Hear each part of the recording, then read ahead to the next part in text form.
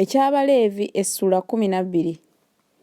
Mukama n'agamba Musa nti, gamba abaana ba Isirayiri nti omukazi bw'anaabanga olubuto n'azaala omwana ow'obulenzi, kale omukazi oyo anaabanga atali mulongoofu ennaku 7, nga bw'abeera mu nnaku ez'okweyawula kw'endwadde ye, bw'atyo bw'anaabanga atali mulongoofu.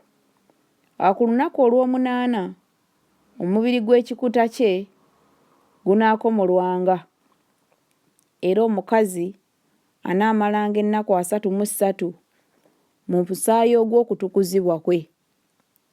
Takomanga ku kintu ekitukuvu, so tayingiranga mu kifo ekitukuvu okutuusa ennaku ez'okutukuzibwa kwe lwe ziriggwa. Naye bw'anaazaalanga omwana ow'obuwala, kale anaabanga atali mulongoofu Ssabbiiti 2 nga bw'abeera mu kweyawula kwe, era anaamalanga ennaku 66 mu musaayi ogw'okutukuzibwa kwe.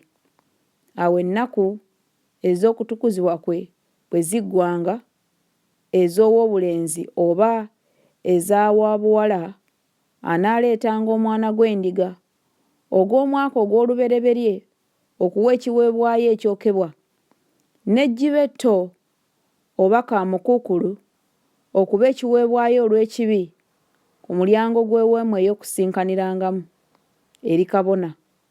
Kale anaagiwangayo mu maaso ga Mukama n'amutangirira. Kale anaalongoosebwanga mu nsulo y'omusaayi gwe.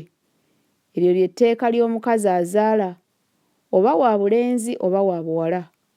Olw'omunaana, era mu bintu bye bw'ataayinzenga kuleeta mwana gwa ndiga, kale anaatwalanga bakaamukuukulu 2 oba amayiba amato 2, erimu okuba ekiweebwayo ekyokebwa, n'eddala okuwa ekiweebwayo olw'ekibi. Era kabona anaamutangiriranga, era anaaba mulongoofu.